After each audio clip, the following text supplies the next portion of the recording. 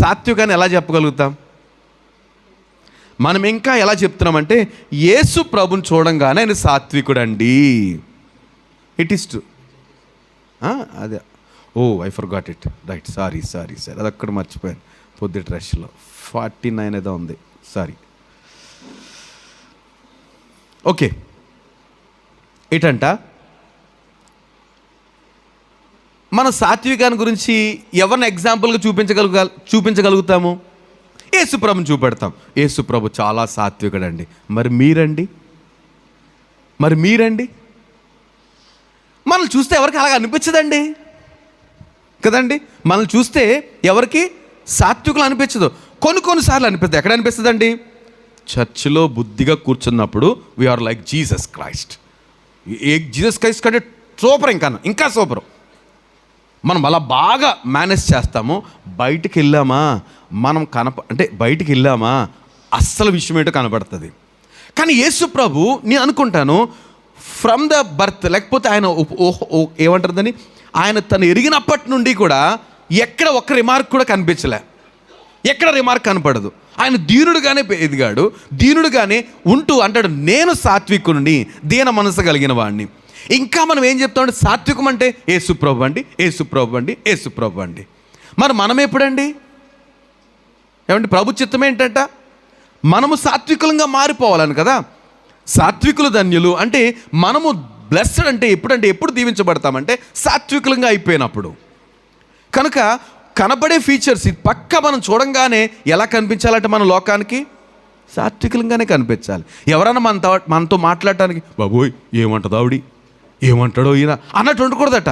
ఎవరైనా మనతో మాట్లాడటానికి తగినంత సాత్వికాన్ని మనం కలిగి ఉండాలి. యేసు ప్రభుతో ఎవరైనా మాట్లాడటానికి వచ్చేసేవారు కదండి. ఇంకా ఆయనే ఒకసారి వెళ్ళిపోయాడు, కావాలని మనకు లెసన్ ఇవ్వాలని వెళ్ళిపోయాడు. కానీ ఎంత దీన మనస్సు కలిగిన వాడో ఈ విషయాలు మనం గమనిస్తే. సో కనబడే ఫీచర్లో కనబడే లక్షణాలే సాత్వికం అనేది. బయటికి కనబడేది లేదంటే లోపల ఉంటుందండి నా సాత్వికము. అవసరం వచ్చినప్పుడు బయట తీస్తామనేది సాత్వికం కాదు. ఏముంటుంది లోపల? దానికి రివర్స్ ఉంటుంది. ఏముంటుంది? సాత్వికానికి రివర్స్ ఏంటి?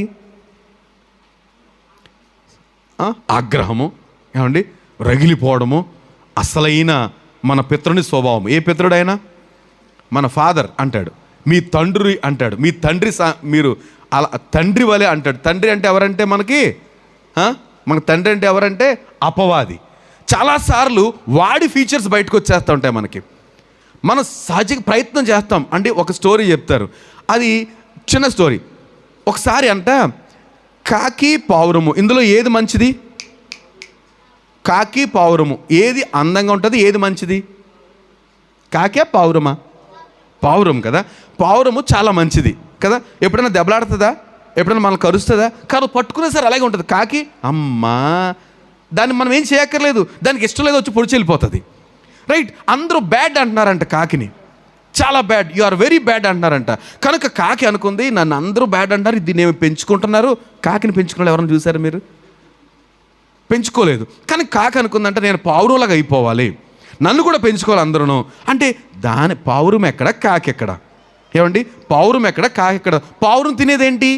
కుళ్ళిపోయిన ఎలకలో, చిచి, అసలు దరిదాపుల్లోకి వెళ్దు కదండి. పావురం దాని ఫుడ్ డిఫరెంట్, గింజలో ఏమంటే ఇట్లా తింటుంది. కాకేమో ఫుల్ రివర్స్.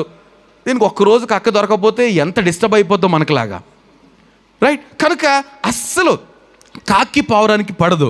కనుక కాకి అనుకుందండి నేను ఏమైనా పావురులా మారిపోవాలి. మరి కలర్ దెబ్బేస్తుంది, నన్ను చూసేటప్పటికి తెలిసిపోతుంది అందరికి కాకిని అనేసి. కనుక ఎక్కడో ఒక సున్నం లాంటిది దొరికితే దాంట్లో బాగా మునిగి ఎవరో పెయింట్ వేస్తున్నారు, సున్నం వేస్తున్నారు, అందులో బాగా మునిగింది. మొత్తం అంతా ట్రై చేసింది, ముక్కుని చాలా జాగ్రత్తగా చూసుకుని చాలా జాగ్రత్తగా పావురాలతో కలిసిపోయిందట.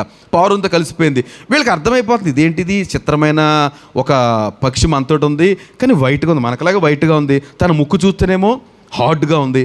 ఏమోలే ఒకవేళ ఏదైనా క్రాస్ పావురమేమో అనుకుని, పావురాలు మంచి కదండి, అవి నేచురల్గా ఎంత సాధువో పావురము. కనుక అవి వాటితో ఉంటున్నాయి. ఇది కూడా మ్యాక్సిమం ట్రై చేస్తుంది. కాకి ఎలా నడుస్తుంది?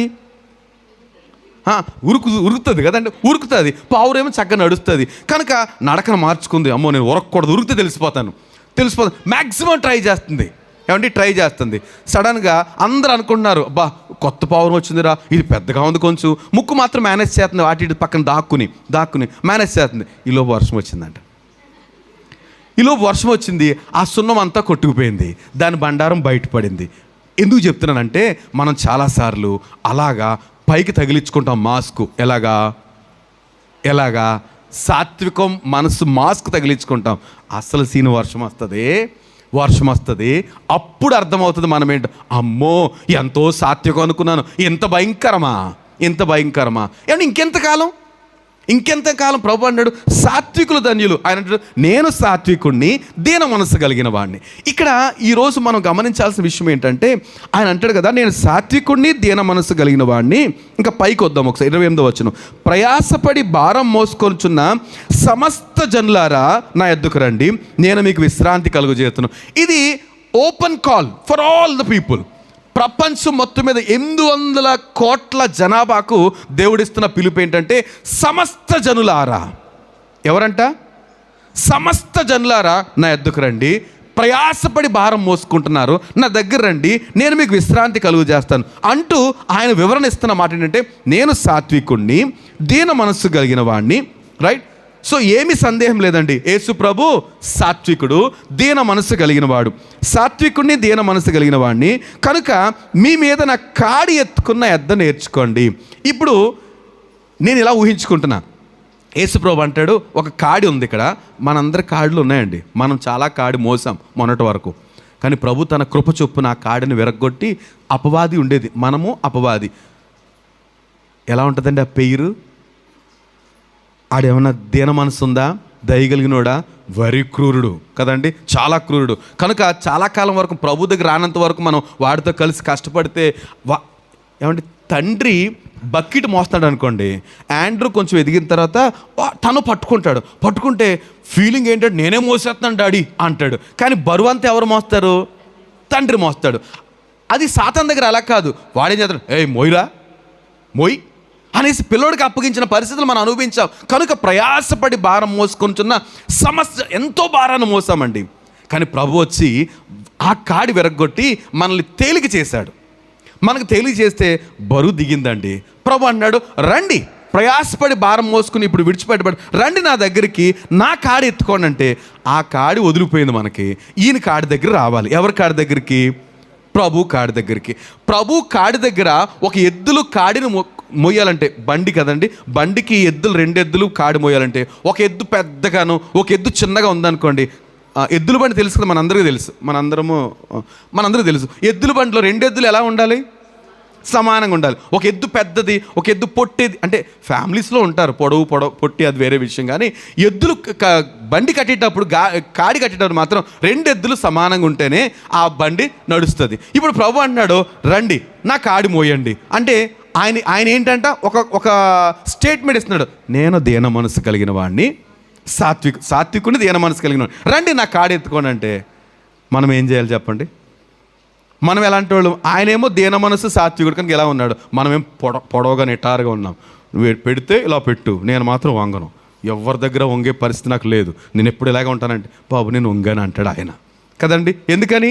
ఆ లక్షణాలు ఏం చెప్తాయి? సాత్వికుడు, దీన మనసు కలిగిన వాడు. ఆయన వంగి ఉన్నాడు ఆయన కనుక అంటాడు రండి నా కాడి ఎత్తుకోండి అంటే మనం కూడా ఏమవ్వాలి?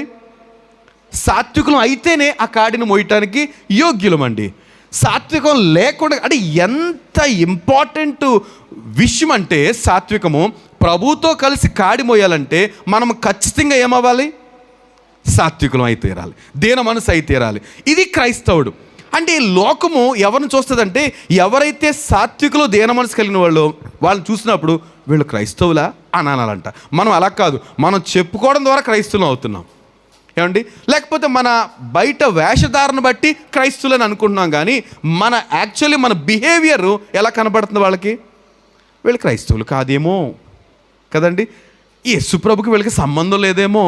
ఈ పక్కన కాడి యేసుప్రభుదా లేకపోతే ఇంకా ఇంతకుముందు వదిలేసిన ఆయిందా అన్నట్టుగా మన కాడి ప్రయాణం చేసే విషయం మనం గమనిస్తే, మన ప్రక్కనది ఎవరో మనల్ని బట్టి తెలుసుకోవాలంటే మనమంతా సాత్వికము దీన మనసు కలిగిన వారంగా ఉండాలి.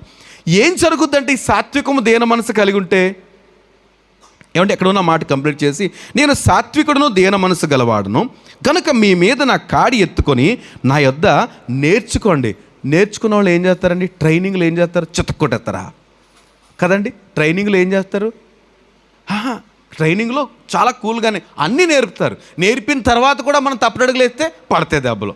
నేర్పేటప్పుడు మాత్రం పడవు. ట్రైనింగ్ అయిపోయిన తర్వాత మాత్రం ఊరుకుంటారా? ఫుల్. కానీ ట్రైనింగ్లో మాత్రం నేర్చుకోవాలి. మీకు రాదు కదా, నేర్చుకోండి. ప్రభు అంటున్నాడు కదా, నేను సాత్వికుడును దీన మనసు గలవాడును మీ మీద నా కాడి ఎత్తుకొని నా యొద్ద నేర్చుకున్నది, అప్పుడు మీ ప్రాణములకు విశ్రాంతి దొరుకును. ఏమండి, ఎప్పుడైతే ప్రభుతో పాటు ఆయన కాడి ఎత్తుకున్నాం మనము, ఆయన దగ్గర నేర్చుకుంటే ఏం దొరుకుద్దంట? మనకి విశ్రాంతి దొరుకుతుందట, రెస్ట్ దొరుకుద్దండి. కానీ చాలామంది మనం అనుకుంటున్నాం, ఆయన దగ్గరకు వస్తే ఏం రెస్ట్ అండి, ఇది చేయొద్దు అంటాడు, అది చేయొద్దు అంటాడు, ఇలా చూడొద్దు అంటాడు, అది అంటాడు. ఎక్కడ రెస్ట్ అండి? కానీ మనం ఏమనుకుంటున్నామంటే ఇంకా అపవాది యొక్క కంట్రోల్లోనే ఉంటున్నాం. పూర్తిగా వాడి దగ్గర నుంచి అదేంటి కదా, పచ్చి కొట్టలేదు. ఏమండి, వాడితో పూర్తిగా మనం డీవియేట్ అవ్వలే, డైవర్స్ ఇవ్వలేదు. ఎవరికి? ఎప్పుడన్నా కలుస్తాను. ఎంత దుర్మార్గం అండి అది, ఎంత దుర్మార్గం అండి. ఇక్కడ ప్రభుత్వటేమో వెయ్యి మందుతున్నామా, ఆయనతో కలిసి నడుస్తూ వాడితో అప్పుడప్పుడు హాయ్ అంటున్నాం. ఎలా ఉంటుంది అది? వాళ్ళని ఏమంటారు? చెడ్డ మాట అంటారు కదా, వ్యభిచారులు అంటారు కదండి. అంటే కనుక మనం ప్రభుత్వ ప్రయాణం మొదలు పెట్టడానికి వచ్చాము, ఇక వాడితో మనకి సంబంధం లేదు. పౌలు చాలాసార్లు ఈ మాట అంటాడు, అరే మీరు ఎలా కుదురుతుంది మళ్ళీ ఇంకా అతనితో సంధి? కుదరదు కదా. మన ప్రయాణం అంతా ప్రభుతో ప్రారంభించాము, ఇక కష్టమైన నష్టమైన ఆయనతోటే ప్రయాణం చేస్తే ఆయన ఏమన్నా మూర్ఖుడా, ఏమంటే కఠినాత్ముడా? నేను సాత్వికుని దీన మనసు గలవాడిని, నా దగ్గర నేర్చుకోండి. ఇట్స్ ఏ గుడ్ ట్రైనర్, బోధకుడు ఆయన. ఏమంటే చక్కటి టీచర్, గుడ్ టీచర్, చక్కటి ఎగ్జాంపులర్ టీచర్. మళ్ళీ టీచర్ ఏం చేస్తాడు? డూ దిస్, హోంవర్క్ చేసావా? టీచర్ హోంవర్క్ చేస్తారండి? టీచర్ హోంవర్క్ చేస్తారా? మీరే చేసుకురావాలి, టీచర్ చూపించాలి. కానీ ఈ టీచర్ ఏంటంటే ఆయన చేసి మనం చేయమంటాడు. గుడ్ టీచర్, ఎగ్జాంపులర్ టీచర్, మాదిరికరమైన టీచర్. నేను మీకు మాదిరిగా ఉండవచ్చాను అన్నాడు ప్రభు. సో ఆయన మాదిరిలో మనం సాగిపోవాలి. ఆయన సాత్వికుడు దీన మనసు కలిగిన వాడు, మనం కూడా సాత్వికుడు. అది ఎంత ముఖ్యమో మనకు అర్థం అవ్వాలండి ఈరోజు. కనుక మనం ఎప్పటికీ మళ్ళీ విడిచిపెట్టిన ఆ మూర్ఖ స్వభావము, లేకపోతే ఆ కఠిన స్వభావము, లేకపోతే ఇంకేమంటారు దాన్ని, భయంకర స్వభావం జోలికి వెళ్ళకూడదు. వెళితే ఇక్కడ ఈ కాడికి ప్రకరణ ఈయనకి మనకి సంబంధం లేకుండా పోతుంది. మన ఫిగర్ మారిపోద్ది, లేకపోతే మన పొజిషన్ మారిపోతుంది, మన పోస్చర్ మారిపోతుంది, రైట్? కనుక ఇలా చేయటం వల్ల ఆయన దగ్గర మనకు విశ్రాంతి దొరుకుతుంది. మీ ప్రాణాలకు విశ్రాంతి దొరుకును. ఎలాగనగా నా కాడి సులువుగాను నా భారము తేలిగ్గాను ఉన్నాయి. మనం అర్థం చేసుకోవాలి, ప్రభుత్వ సహవాసం చేస్తూ ఉంటే అది ఎంతో తేలిగ్గాను అది ఎంతో సులువుగాను ఉంటుందండి. ఇక్కడ మనం అంతా కూడా ఆ విధంగా ప్రభు యొక్క కాడి మనకు తేలిక, భారం సులువుగా ఉందని చెప్పగలిగితే దేవునికి మహిమ. లేదండి, చాలా కష్టపడుతున్నానండి, ఇంతకుముందే బాగుందండి, ఇప్పుడు ప్రభులోకి వచ్చాక మొయ్యలేకపోతున్నాను అంటే మాత్రం ఎక్కడ తేడా? ఆయనలో తేడా, మనలో తేడా? ఏమండి, ఎక్కడ తేడా? ఖచ్చితంగా మనలో తేడా తప్ప ఆయనలో ఏ తేడా ఉండదు, రైట్? నేను ఇంకొక విషయానికి, ఇక ఈ మాటకు వస్తే, సాత్వికులు ధన్యులు వారు భూలోకమును స్వతంత్రించుకొందురు అనే మాట దగ్గరికి వస్తే, ఏమంటే మన చరిత్రలో ఈ విషయం కూడా మనం ధ్యానం చేసిన వాళ్ళమే. చరిత్రలో ఎవరైనా అలెగ్జాండర్ ద గ్రేట్, ఆయన చిన్నగా ఉన్నప్పుడు తండ్రి ఫిలిప్ ఆయన ఒక అడవి గుర్రాన్ని బంధించి తీసుకొచ్చి దాన్ని లోపరుచుకోవడానికి. ఎందుకు అడవి గుర్రం? ఇంకా చాలామంది దగ్గర గుర్రాలు ఉంటాయి కదా. సొలొమోను ఏం చేశాడు? ఐగుప్తు నుంచి గుర్రాలు తెచ్చుకున్నాడు. అడవి గుర్రాలు కాదవి, అందమైన గుర్రాలు. సొలొమోను అందానికి ఎక్కువ ప్రాధాన్యత ఇచ్చాడు. కనుక ఎక్కడైతే అందమైన గుర్రాలు చాలా అందంగా ఉంటాయండి. యోబు గ్రంథంలో ఉంటుంది. యోబుని దేవుడు అడుగుతాడు, గుర్రానికి జూలు ఎవరేసారు తెలుసా నీకు? పైన చూడండి, ఎవరు కప్పారు? నువ్వు కప్పావా అంటాడు. ఏమండి, అందమైన దాంట్లో గుర్రం కూడా బలమైంది, అందమైంది. సొలొమోను అందం కొరకు ఐగుప్తు గుర్రాలను తీసుకొచ్చాడు. కనుక ఈ ఫిలిప్పు రాజు ఫిలిప్పు ఒక అడవి గుర్రాన్ని బంధించి తీసుకొస్తే దాన్ని ఎవ్వరూ కంట్రోల్ చేసుకోలేకపోతే ఆఖరి తన కుమారుడు ఎవరు, అలెగ్జాండర్, దాన్ని స్వాధీనపరుచుకున్న తర్వాత ఆయనకి ఇచ్చేశాడు. ఇక అలెగ్జాండర్కి ఆ అడవిని తీసుకొచ్చిన గుర్రాన్ని ఇచ్చేస్తే దాన్ని మచ్చిక చేసుకోవడం మొదలుపెట్టాడు. అడవి గుర్రానికి చాలా ప్రత్యేకతలు ఉంటాయండి. దాన్ని యోబు గ్రంథంలో రాయబడింది. నేను ఒకసారి ఆ మాట చదువుతాను. యోబు గ్రంథం 39వ అధ్యాయంలో ఈ అడవి గుర్రానికి ఉన్న ప్రత్యేకతలు. 39వ అధ్యాయము 19 నుంచి. ఎస్ తల్లి. గుర్రమునకు నీవు బలమిచ్చితివా, జూలు వెంట్రుకలు దాని మెడను కప్పితివా, మిడత వలె అది గంతులు వేయనట్లు చేయుదువా. ఏమండి, గుర్రం ఏం చేద్దంట? మిడతల వలె గంతులేసేది, చెంగన లెగుస్తుంది. దాని నాసికారంధ్ర ధ్వని భీకరము. ఏంటంట? అది ఒకసారి బుసలు కొడితే ఎలా ఉంటుందంట? భీకరం, హడులే. నాసికారంధ్రలో ధ్వని, ఆ బుసలు కొడుతుంటే హడిలిపోవాలి. మైదానంలో అది కాలు దువ్వి తన బలమును బట్టి సంతోషించును. ఏంటంట? మైదానంలో ఏం చేస్తుంది? కాలు దువ్వి, నన్ను చూసా బలము. చాలా అడవి గుర్రం అయితే చాలా బలంగా ఉంటుంది కదండి, సమృద్ధిగా తింటది, ఏ భయము భీతి లేదు కనుక దాని బలాన్ని బట్టి సంతోషిస్తుందట. అది ఆయుధదారులను ఎదుర్కొనబోవును. ఏంటంట? ఆయుధదారులను ఎదుర్కొంటుందట. అంటే ఆయుధాలు ధరించాలి, ఎవరైనా వచ్చారా వాళ్ళ మీద రెచ్చిపోద్దట, ఎదుర్కొను. అది భయం పుట్టించు దానిని వెక్కిరించి భీతి నొందకుండును. ఏంటంటే ఎవరన్నా భయపెట్టారా ఏం చేద్దంట? భయపడే క్వశ్చన్ లేదు, మళ్ళీ వెక్కిరిస్తుందంట, భీతి నొందకుండా ఉంటుంది, రెచ్చిపోద్ది అనమాట. ఆ గుర్రాన్ని గురించి చెప్తున్న మాటలు. ఖడ్గమును చూచి వెనుకకు తిరుగదు, అంబుల పొదియు తలతలలాడు ఈటెలను బల్లెమును దాని మీద గలగలలాడించినప్పుడు ఏంటంటే దానికి ఆ శబ్దం వినపడింది అనుకోండి. ఏంటిది? అంబుల పొది, అంబులు పెట్టుకుంటారు కదా, అది కనుక శబ్దం వచ్చిన అంబుల పొదియు తలతల్లాడు ఈటెలను బల్లెమును దాని మీద గలగలాడించినప్పుడు ఉద్దండ కోపముతో అది బహుగా పరుగులెత్తును. ఏంటంట? అంటే దాని గురించి ఎంత చక్కగా ఎవరు చెప్తున్న మాటలు ఇవి? ప్రభు చెప్తున్న మాటలు. అందుకని మనం సంతోషంతో నేను దాన్ని చదవటానికి ఇష్టపడుతున్నా. ప్రభు అంటున్నాడు గుర్రానికి, ఆ గుర్రము దానికి ఉన్న ప్రత్యేకతలు ఏంటంటే ఈ యుద్ధపు శబ్దం ఏంటంటే రెచ్చిపోద్దట. ఆ యుద్ధానికి అంబు కానీ ఈటల శబ్దం ఉంటే ఇంకా ఉద్దండ కోపంతో అది రెచ్చిపోద్దట. అది బాకానాదం విని ఊరకుండదు. అంటే ఆ సౌండ్, బాకానాదం ఎప్పుడు చేస్తారు? యుద్ధానికి ముందు చేస్తారు. బాకానాదం వినపడడం, ఆ బాకానాదం ఊదినప్పుడు ఇంకా చూసుకో ఎప్పుడు యుద్ధం అన్నట్టు చాలా యాంగ్జైటీగా ఉంటుందట యుద్ధం. నేను అనుకుంటాను బహుశా ఈ గుర్రం ఎవరిదంటారు? ద గ్రేట్ అలెగ్జాండర్ అనుకున్నాను. అలెగ్జాండర్ గుర్రం ఇలాంటిదే.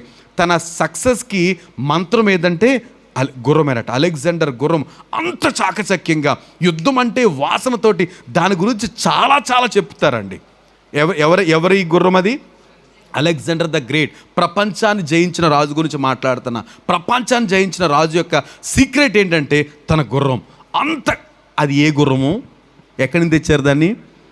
అడవి నుంచి తీసుకొచ్చి. అడవి గుర్రం.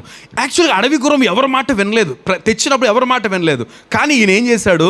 దాన్ని మొత్తం మీద మచ్చిక చేసుకున్నాడు. ఇప్పుడు అడవిలో ఉన్న గుర్రానికి ఎంత బలం ఉంటుందో ఆ బలమంతా ఏం చేస్తుందంట?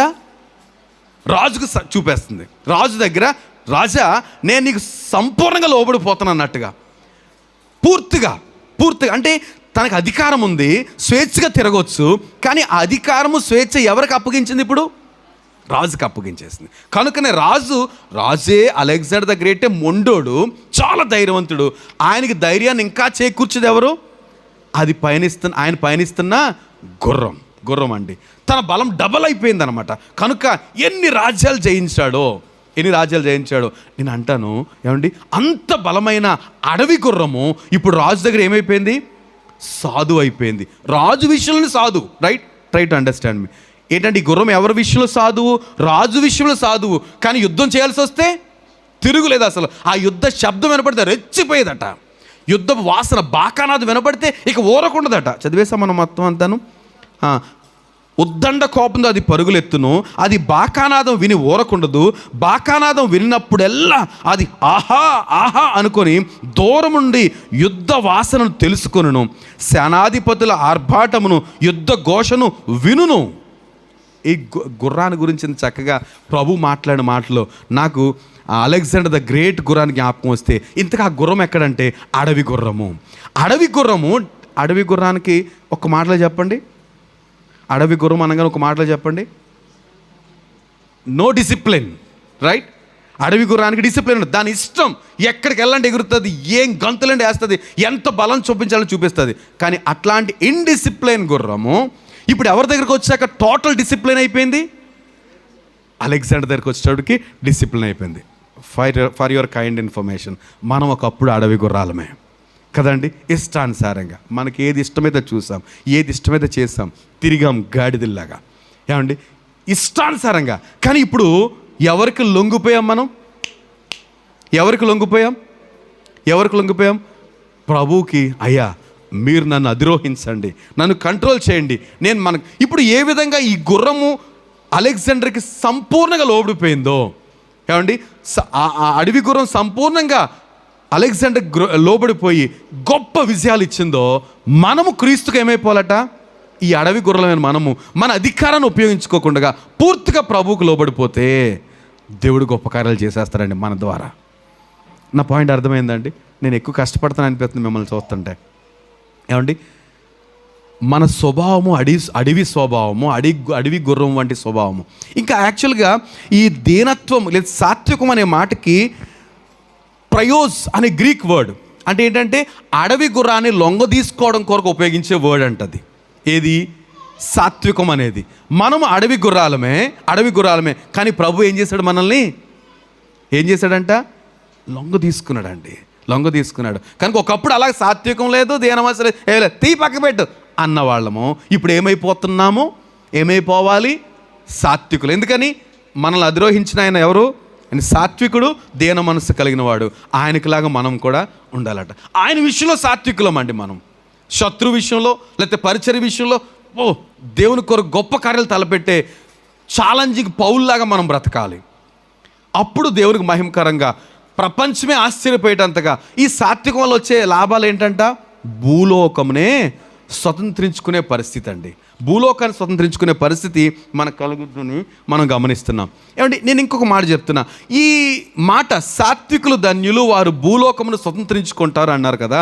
ఏమంటే, భారతీయులమైన మనము ఈ మాటను బట్టి అయినా ప్రభుని స్తుతించాలి. ఎందుకని? మీకు తెలుసు ఈ విషయము కదండి. చరిత్రలో గాంధీ గారికి ఒక మంచి స్నేహితుడు, ఆయన ఏమి ఇండియన్ కాదు, ఆయన మిషనరీ. ఈ స్టాన్లీ జోన్స్ ఆయన మిషనరీ.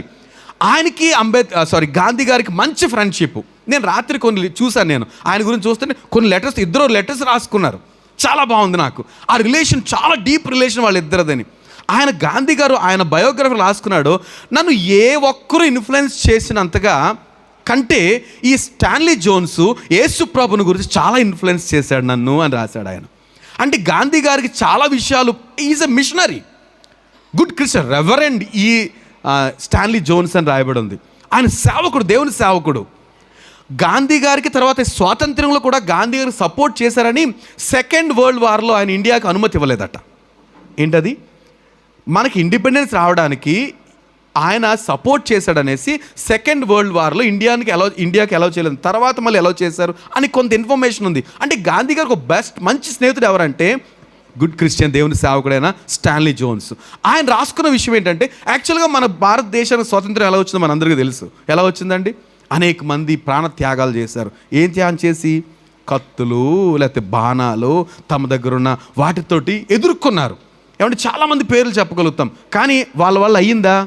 అవ్వలేదు. వాళ్ళు ఎదిరించడం ఎవరు సాధ్యం అవుతుంది? బ్రిటిష్ వాళ్ళు ఎదిరించడం ఎలా సాధ్యం అవుతుంది? వాళ్ళు ప్రపంచాన్ని అంతా వెళ్తున్నారు, మన దగ్గర లేకపోతే అక్కడ తెచ్చేసుకుని పూర్తిగా మళ్ళీ ప్రపంచంలో ప్రతి దేశాన్ని అణిచేశారు అలాగా. కానీ అంత తిరుగుబాటులో మనం ఎంచుకున్న విధానం ఏంటంట? నిరాయుధీకరణ, సత్యాగ్రహము, నిరాయుధీకరణ. ఇది ఎక్కడి నుంచి వచ్చిందంటే స్టాన్లీ జోన్స్ ఆయనకి ఇంట్రడ్యూస్ చేశాడు, ఆయన బైబిల్ ఇచ్చాడట. ఆయనతో పాటు డిస్కస్ చేశాడు. ఇది అండి వాక్యం చెప్తుంది, సాత్వికులు ధన్యులు, వారు భూలోకమును స్వతంత్రించుకుంటారు. సాత్వికులు ధన్యులు. ఈయనకి అర్థం కాలేదు, బహుశా అనుకుంటారు గాంధీ గారికి, సాత్వికులు భూలోకాన్ని స్వతంత్రించుకుంటారా అంటే మనం నోరు మూసుకుంటే సాత్వికులంగా దీన మనసు కలిగిన వారంగా ఊరుకుంటే మన దేశం మనకి ఇస్తారా? హౌ ఇట్ ఈస్ అని అనుకుని ఉంటాడు. కానీ అది తప్ప వేరే మార్గం లేకుండా పోయింది. ఎందుకంటే మనం నిలబడుతుంటే చంపి పడేస్తున్నారు, జైల్లో వేసేస్తున్నారు, వాళ్ళ దగ్గర తుపాకులు ఉన్నాయి, ఇంకా అడ్వాన్స్డ్ యుద్ధ పరికరాలు ఉన్నాయి. కనుక వాళ్ళు ఎదిరించడం మన వల్ల కాలేదు. కాబట్టి ఈ మాట తప్ప వేరే గత్యంతరం లేదని అనుకున్నాడు ఆయన. కనుక ఆయన ఇంట్రడ్యూస్ చేశాడు ఏమని? సత్యాగ్రహం. మనం నిరాయుధీకరణ, ఇంకేం పట్టుకోవద్దు, ఏ ఆయుధాలు పట్టుకోవద్దు, అసలు ఏ ఆయుధాలు పట్టుకోవద్దు, ఆయుధాలు లేకుండా యుద్ధం చేద్దాం. ఆయుధాలు లేకుండా యుద్ధం ఎలా చేస్తుంటారు? ఏమంటే ఎలా చేస్తుంటారు? ఆయుధాలు లేకుండా ఎలా యుద్ధం చేస్తుంటారు?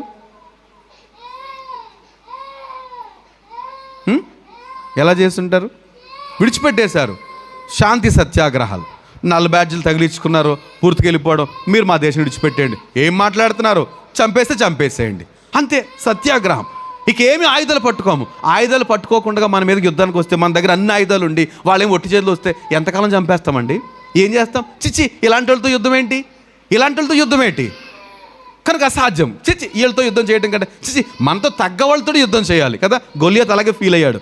ఏంటది? నా దగ్గర ఎంత పక్కా ఉంది, హెల్మెట్ ఉంది, ఇంకా అది ఉంది, ఇది ఉంది, పెద్ద డాల్ ఉంది, వెనకాల ఒకడేమో కింద డాల్ పట్టుకున్నాడు. ఈడేవాడు బుడ్డగాడు వస్తున్నాడు, చిన్నోడు వస్తున్నాడు, వాడి దగ్గర ఒక హెల్మెట్ లేదు, లేకపోతే షీల్డ్ లేదు, కత్తి లేదు, ఏమి లేదు, కర్ర పట్టుకుని అది తిప్పుకుంటూ వస్తున్నాడు. చిచ్చి, వీడితో యుద్ధం ఏంటి? కుక్కలకు నక్కలకు పడేస్తాను అంటున్నాడు. ఏమండి, జోడు సరిగా లేకపోతే యుద్ధం చేయడం థ్రిల్లింగ్ ఉండదు. కనుక బ్రిటిష్ వాళ్ళు అనుకో, చిచ్చి వీళ్ళతో యుద్ధం ఏం చేస్తాం, వదిలేసిపోయారట. వాక్యము ఎంత విలువైందో. ఏమండి, వాక్యాన్ని ఇదే కాదు, మనం నిజంగా భారతదేశ ప్రజలు దేవునికి ఎంతో కృతజ్ఞులై ఉండాలి. కొండ మీద ప్రసంగం మనం డైరెక్ట్ తీసుకొచ్చిన ఆశీర్వాదము, స్వాతంత్రము. ఏమండి, కనుక వాక్యం నేను చెప్పదలిచింది ఏంటంటే, సాత్వికులు ధన్యులు అనేది మనం చాలాసార్లు ఏదో ఉద్ధరించేద్దామని రెచ్చిపోతూ ఉంటాం. వీళ్ళకి చెప్పకపోతే ఎలా బుద్ధి వస్తుంది, రెచ్చిపోతూ ఉంటాం. ఆఖరి దాని అవుట్కమ్ ఏంటంటే తెలుసా? అవుట్కమ్ ఏంటి? ఏమంటారు? అలా ప్రతిదానికి సాధించేసి, తిట్టేసి, బూతులు ఆడేసి, నస ఎప్పుడు పోద్దురా బాబిది అనుకుంటాం. కానీ కొంచెం భరిస్తే వాక్యం నెరవేర్పోతుంది. వాక్యం నెరవేర్చామనుకోండి, తిరుగులేదు. ఒక మాట ఉంటుంది కదా, ఆయన కొరకు ఎదురు చూచువారిలో ఏ ఒక్కరు సిగ్గునొందరు. మనం సహిద్దాం, కొంచెం సహిద్దాం. ప్రభు సహించాడు కదా. ఎంతవరకు సహించాడు ప్రభు? ఆయన చనిపోయేటంత వరకు సహించాడు. కొంచెం ఓపిక పడదాం, తప్పక ప్రభు సహాయం చేస్తాడు. రైట్? దేవునికి స్తోత్రం, హల్లెలూయా. కనుక సాత్వికం అంటే పూర్తిగా లోబట్టం, హక్కును వినియోగించుకోకపోవడం. నేను మరొక ఎగ్జాంపుల్ చెప్పి నేను నా సందేశాన్ని ముగించడానికే ప్రయత్నం చేస్తున్నా. ఏమండి, మనం ఇంకొక సాత్వికుడి గురించి చెప్పవచ్చు. మీరు వెంటనే టక్కుని చెప్పేస్తారు. ఎవరు? మోషే. ఏమండి, మోషే దేవుడు చెప్తాడు, భూమి మీద ఉన్న వారందరిలోనూ ఏంటంట, భూమి మీద ఉన్న వారందరిలోనూ మిక్కిలి సాత్వికుడు. నాట్ ఓన్లీ సాత్వికుడు ఏంటంట, ఇది ఇంకా సోద్యం. సాత్వికుడు, ఉట్టి సాత్వికుడు కాదంట, మిక్కిలి సాత్వికుడు. అంటే ఇంకెంత సాత్వికుడో. మనల్ని ఏమంటారు? అమ్మ ఆయన సాత్వికుడండి, ఆవిడ సాత్వికుడు అనగలుగుతున్నారండి. మన గురించి అంటారా? కనీసం ఒకసారి అంటలేదండి. కనీసం ఆదివారం కూడా అనలేకపోతున్నారు మన గురించి. కానీ మోషేని మాత్రం ప్రభు ఇచ్చిన స్టేట్మెంట్ అది, భూమి మీద ఉన్న వారందరిలో మిక్కిలి సాత్వికుడు. అట్లాంటి టైటిల్ పొందాడండి మోషే. కొన్ని రెండు ఎగ్జాంపుల్స్ మన ముందు ఉంటాయి. ఇక్కడ సంఖ్యాకాండం 12వ అధ్యాయంలో ఒక ఇన్సిడెంట్, అది మనకి ఒకసారి జ్ఞాపకం చేస్తున్నాం ఈ విషయాన్ని. ఎందుకంటే ఎందుకు మరలా సాత్వికాన్ని గురించి ఇంత డీటెయిల్గా ఒక రోజు మనం కేటాయించామంటే, ఆ రూపు రాకపోతే ఎంతైనా ప్రయోజనం లేదండి. మనం ఎంతకాలం నుంచి చర్చకు వచ్చినా, ఏమండి, ఎన్ని సంవత్సరాల ఈ రక్షణ పొందినా ఈ రోజుకి ఆ రూపు మనలో రాకపోతే, ఇప్పుడు 3వ దానికి వచ్చేసాం. మొదటిదేంటి? ఆత్మ విషయమై దీనత్వం. ఇది లోపల ఉంటుందండి. ఈ దీనత్వం అనేది లోపల ఉండాలి. అంటే సహజంగా మన ఆత్మ దీనత్వం అంటే ఆటోమేటిక్గా మన ఫేస్ మారిపోతుంది. సో దుఃఖపడు వారు, ఆత్మ విషయం దీనిలోనే వారు ఏం చేస్తారంట, పరలోక రాజ్యము. అంటే పరలోక రాజ్యానికి వెళ్ళేవాళ్ళు ఎవరట? ఆత్మ విషయమే దీనిలైన వారు. 2 దుఃఖపడువారు, వాళ్ళు ఏమవుతారు? ధన్యులు, ఓదార్చబడుతారు. దుఃఖపడువారు ధన్యులు, వారు ఓదార్చబడుతారు. అంటే ఈ మాటలు చదువుతున్నప్పుడు ఖచ్చితంగా మనలో వర్కౌట్ అవ్వాలండి. ఆ మాటలు మనలో నెరవేర్చబడాలి. అలా కాకుండా వింటూ విడిచిపెట్టేస్తే నిజంగా వాక్యం మనం వృధా చేసేస్తున్నాము. తర్వాత దాని గురించి దుఃఖపడాలి. 3వ విషయానికి వచ్చేసాము. సాత్వికులు ధన్యులు, వారు భూలోకమును స్వతంత్రించుకుంటారు. చాలా విషయాలు చూస్తున్నాం. ఇప్పుడు మోషేని మనం చూస్తే, మోషే అనగానే మనకేం గుర్తు రావాలి? సాత్వికమే. కానీ మోషే ఎంత టాలెంటెడ్ అండి. చూస్తారు ఎవరైనా చదువుతాలి. అపోస్తుల కార్యాలు 7వ అధ్యాయము 20 నుంచి 2 వచనాలు చదువు. అక్కడ మోషే గురించి చక్కగా రాయబడింది. ఆయన ఎంత టాలెంటెడ్ అంటే, త్వరగా 7వ అధ్యాయము 20 నుండేనా?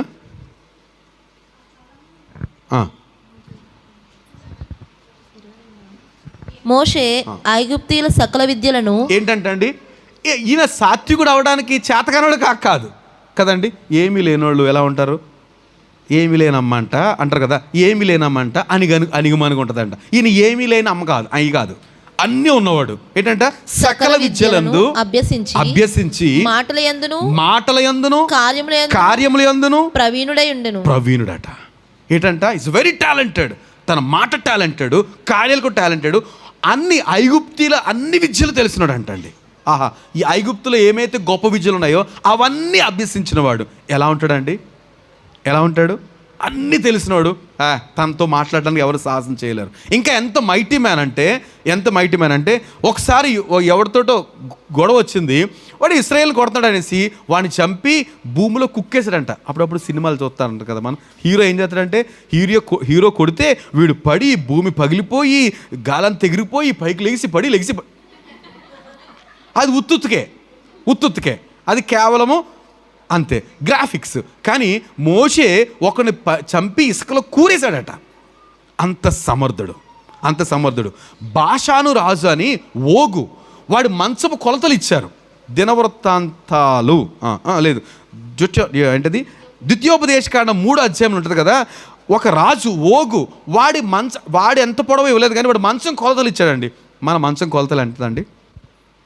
మనం పడుకునే మంచం కానీ దివాన్ కాట్ కానీ ఏమంటే పొడవు 6 అడుగులు ఉంటుంది, వెడల్పు 3, మహా అయితే 4, పోను 6 కూడా ఉండొచ్చు.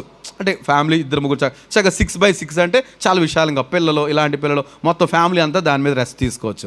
కానీ ఆయన కొలతలు అని తెలుసండి, 9 అడుగులు పొడవు అండి. 9 మూరలు, అడుగులు కాదు, 9 మూరల పొడవు, 4 మూరలు వెడల్పు అంట.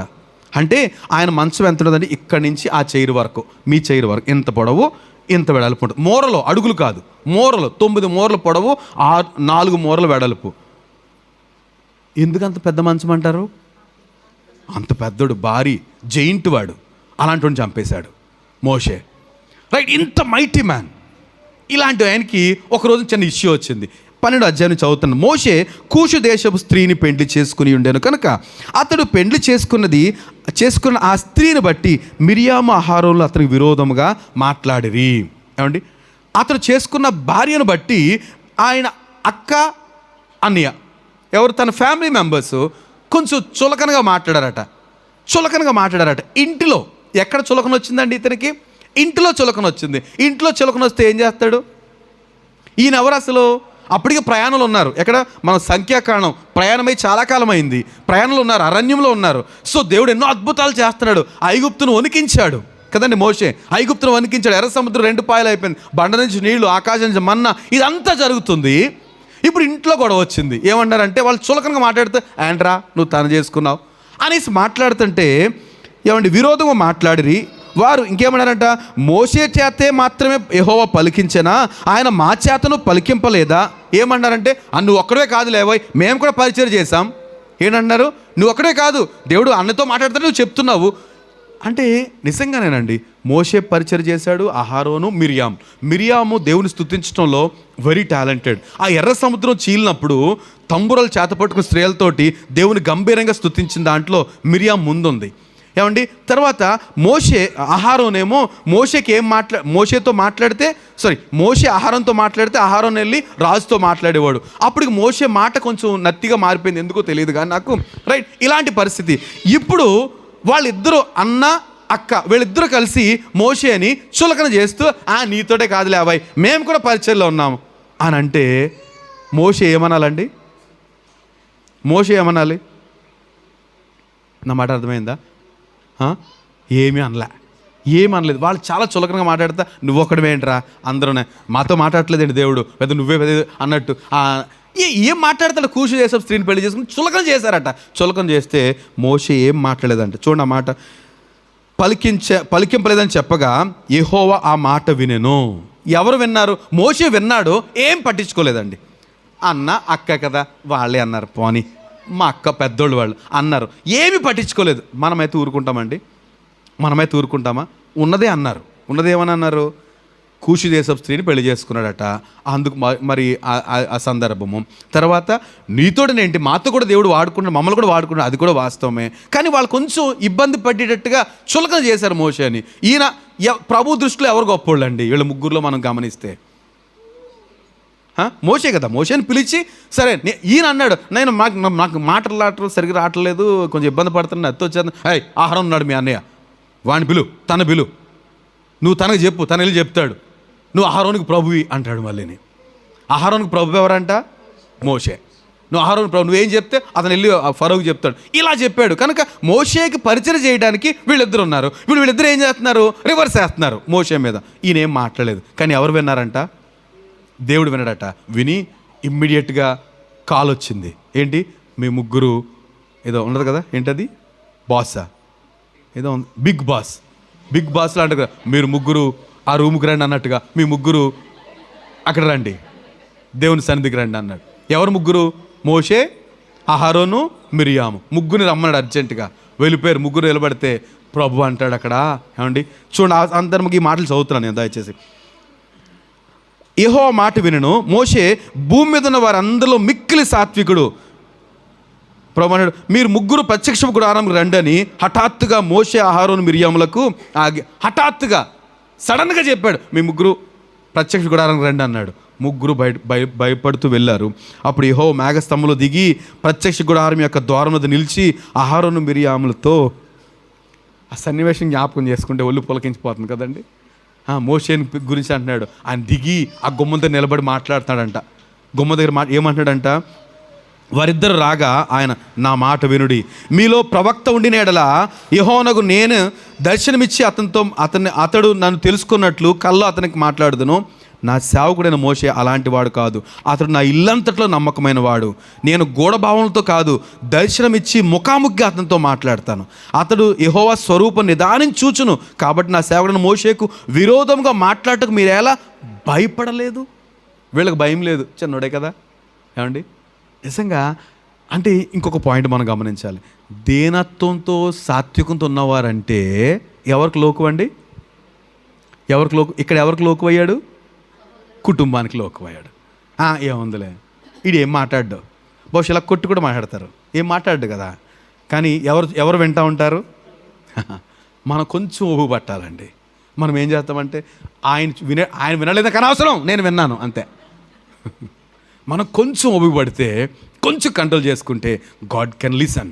ఆయన ఇమ్మీడియట్ యాక్షన్ తీసుకుంటాడు. హఠాత్తుగా రండి ప్రత్యక్ష గుడారానికి. ఆయన గుడారం ముందు నిలబడి మాట్లాడుతున్నాడు.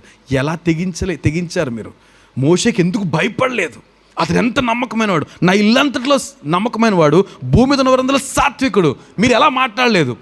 ఇంకా నాకు ఆల్రెడీ మనం ఎక్కడ ఈ మధ్యకాలంలో ఆ షార్ట్ చూసాం కదండి, చూస్తున్నాం. 8వ వచనం చూస్తే 9, మీరు ఎలా భయపడలేదండి, యెహోవా కోపము వారి మీద రగులుకొనగా ఆయన వెళ్ళిపోయాడట. ఏంటంట? దేవుడు కోపడ్డాడు, వారి మధ్య నుంచి ఆయన వెళ్ళిపోయాడట. వెళ్ళిపోగానే ఏం జరిగింది తెలుసా అండి? ఏం జరిగింది? మిరియాము కుష్టి వచ్చేసింది భయంకరంగా, సగం బాడీ అయిపోయినట్టుగా మొత్తం ఒళ్ళంతా కుష్టి వచ్చేసింది. ఇంకా అహరోను, నా తండ్రి, నా దేవ, ఎవరిని? మోషేని బ్రతిమాలు, బాగు చేయి, నా అక్క ఇలాగ అయిపోయింది అని ఏడిస్తే ప్రభు అంటాడు కదా, ఏమండి ఈ భాగం మీరు చదువు, ఆమె తండ్రి ఆ ముఖం మీద ఉమ్ము వేసినడలా ఆమె 7 దినములు సిగ్గుపడును కదా, అప్పుడు బాగుపడద్దంటే ఆ తర్వాత ఆమె బాగుపడేంత వరకు వారి ప్రయాణం ఆగిపోయిందండి. నేను ఎందుకు ఈ మాట మరలా ఒకసారి జ్ఞాపకం చేస్తానంటే, సాత్వికులకి రెడ్ కార్పెట్ వేయదండి లోకం. రెడ్ కార్పెట్ అంటే ఎవరిని అడుగు కింద పెట్టకుండా కార్పెట్ వేసి రండి పూలు వేసుకుంటూ వచ్చేస్తారు కదా. సాత్వికులకి, దేన మనసు కలిగిన వారికి అలాంటివి ఉండవు. ఇంకా ఏముంటాయి ఎక్స్ట్రాగా? పోరా, నువ్వు పెద్ద గొప్పోడివి, అల్లహ అంటే ఎంత పనికిమాలిన మాట అయినా అనేయడానికి భయపడరు. ఎందుకని? సాత్వికుడు కదా, సాత్వికురాలు కదా. కానీ మనం కొంచెం ఒబుకుపడితే ప్రభు యాక్షన్లో దిగుతాడు, పరిస్థితులన్నీ సరిచేస్తాడు. వాక్యం చెప్తుంది, సాత్వికులు ధన్యులు, వారు భూలోకమును స్వతంత్రించుకుంటారు. మన దేశానికి స్వాతంత్రం వచ్చిందే సాత్వికంతో. కనుక ఎంత ఖచ్చితంగా ఈ వాక్యం నెరవేర్చడం మనం సిద్ధపడాలండి. ఏమైనా సరే వాక్యం నెరవేర్చడం మనం సిద్ధపడాలి. దేవుని వాక్యము సత్యమైంది, రైట్? కనుక వాక్యం చెప్తున్నట్టుగా మనము మన జీవితాల్లో సాగిల పట్టడానికి, ఏమండి ఇంకొక మాట నేను చదివి ముగించేస్తాను. కొలస్సీలు రాసిన పత్రిక, పౌలు కొలస్సీలు రాసిన పత్రిక 3వ అధ్యాయం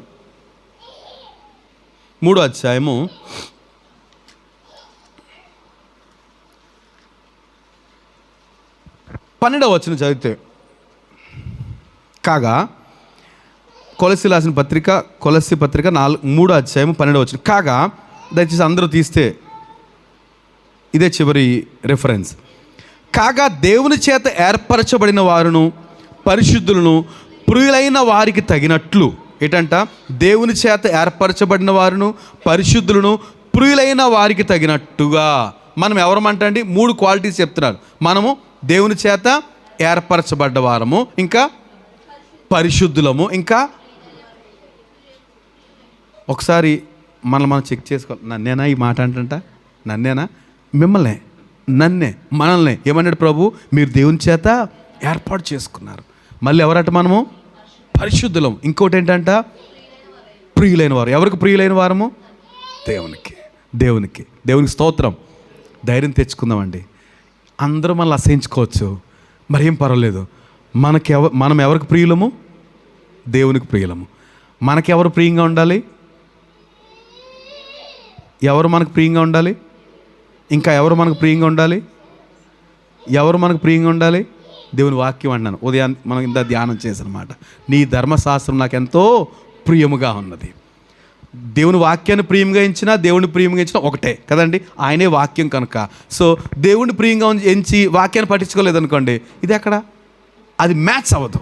మ్యాచ్ అవ్వాలంటే దేవుని ఐ లవ్ యూ లార్డ్ అంటాం, but I don't touch this word.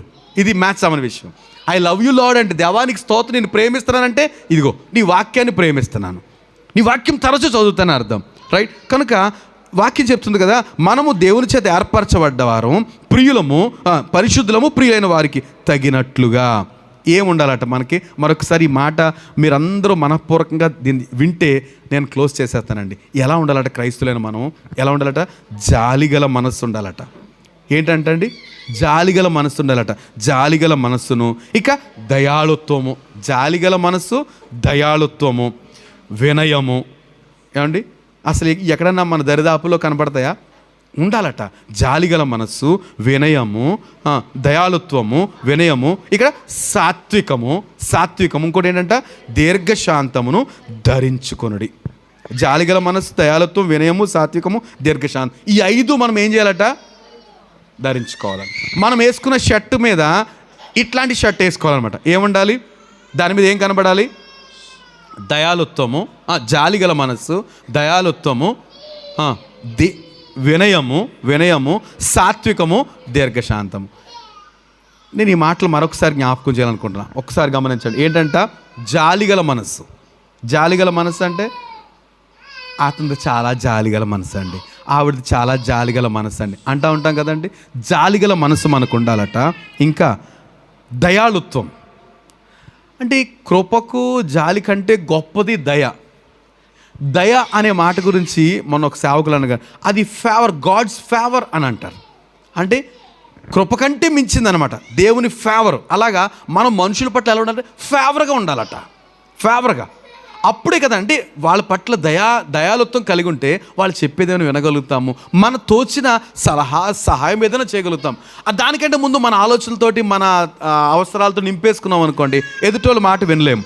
కనుక జాలిగల మనస్సు, దయాళుత్వము, ఇంకా వినయము. ఏమండి వినయం అంటే వినయ విధేయతలు అంటారు కదా. వినయ విధేయతలు తగ్గించుకోవడం. మాటకు 4 మాటలు చెప్తే ఏమంటారు దాన్ని? ఏమంటారు? ఒక మాట అన్నామనుకోండి 10 మాటలు చెప్తే అంటే వినయం అంటారు దాన్ని. ఇవి మనం కలిగి ఉండాల్సినవి అండి క్రైస్తవులంగా. ఎవరంట మనము? దేవుని జనాంగము, ఇంకా పరిశుద్ధమైన, అదే కదా ఏంటది? ఏర్పరచబడిన వారము, పరిశుద్ధులము, ఇంకా ప్రియులైన వారము. కనుక ఈ 3 క్వాలిటీస్ కలిగిన మనకి, ఇంత గొప్ప ధన్యత కలిగిన మనం ఎలా ఉండాలంట? జాలిగల మనస్సు, దయాళుత్వము, వినయము, సాత్వికము. ఇవన్నీ కనపడాలి బయటికి. సాత్వికము, ఇంకా దీర్ఘశాంతము ధరించుకోవాలట. ధరించుకుంటే ఏం చేస్తారండి? ఇప్పుడు మనం అందరం డ్రెస్లు వేసుకుని అవి సూపర్, చాలా ఓహో కదండి. ఇలా కనిపించాలట. మనకు కనపడాల్సినవి లోపల ఉండాల్సినవి కాదటండి, బయటికి కనపడాల్సినవి. కనుక ఆలోచన చేద్దాం దేవుని సంగమా. మనమందరము ఇట్టి లక్షణాలు కలిగి ఉంటే తప్ప క్రీస్తుతో పాటు కాడి మోయటానికి అర్హులం కాదండి. ఆయనతో పాటు కాడి మోయాలంటే ఈ చివరికి ఈ మాట గుర్తుంచుకోండి, ఈ 5 మనం కలిగి ఉండాలండి. బయట కనపడే లక్షణాలు ఇవన్నీ ఖచ్చితంగా కలిగి ఉండాలండి. మరొకసారి మాట చదువుదాం. ఏంటది? జాలిగల మనస్సు, దయాళుత్వము, వినయము, సాత్వికము, దీర్ఘశాంతం. ఇవన్నీ మనం రాసుకోవాలండి.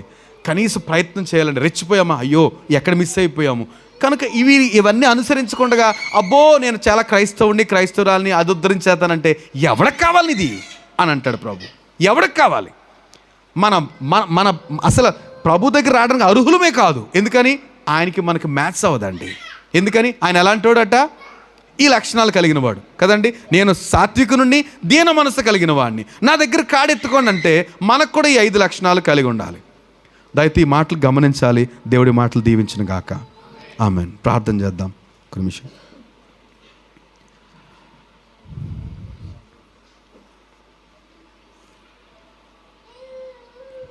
యేసు మీకు స్తోత్రం.